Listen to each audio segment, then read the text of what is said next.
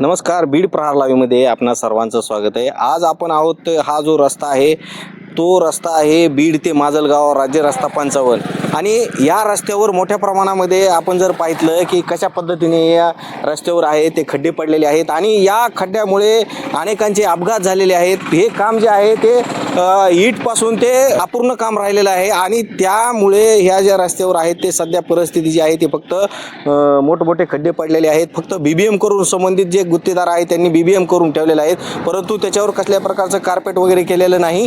त्यामुळे अपघाताची जी शक्यता आहे ती मोठ्या प्रमाणात आहे।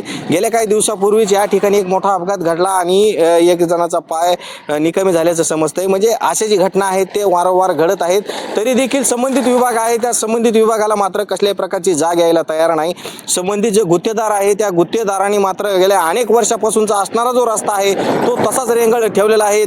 परंतु जे संबंधित विभाग आहे त्या गुत्तेदाराचे नेमकं लाड कशामुळे पुरवतोय हा मोठा प्रश्न आहे। कारण ही जी परिस्थिती आहे ती गेल्या काही वर्षापासून जी अर्धवट अवस्थेत जी आहे ती त्याच पद्धतीने आहे, परंतु अजूनही सार्वजनिक बांधकाम विभागाला आणि या रस्त्यावर ज्या अभियंत्याची नियुक्ती करण्यात आली त्या अभियंत्याला तर कसल्याच प्रकारचं गांभीर्य नाही असंच या ठिकाणी म्हणावं लागेल। कारण हा जो रस्ता आहे तो अत्यंत वर्दळीचा रस्ता आहे, 2 मतदारसंघांना जोडणारा 3 मतदारसंघाला जोडणारा रस्ता आहे आणि या रस्त्यावर आहे ते आपण जर पाहिलं तर ईटपासून ते पार बीडपर्यंत जे असणारे जे काही तांड्यापर्यंत जे काही मोठमोठ्या रस्त्याच्या बाजूला जे असणारे जे झाडं आहेत ते झाडं अतिशय जीवघेणे झाडं बांधलेले आहेत, अतिशय धोकेदायक झाडं बांधलेले आहेत।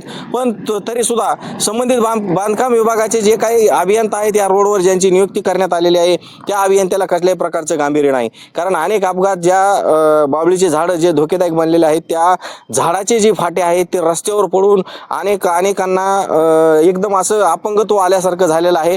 त्यामुळे मोठ्या प्रमाणामध्ये जे आहे ते धोकेदायक या रस्त्यावर परिस्थिती निर्माण झालेली असताना संबंधित बांधकाम विभाग नेमकं करतंय काय हा मोठा प्रश्न आहे।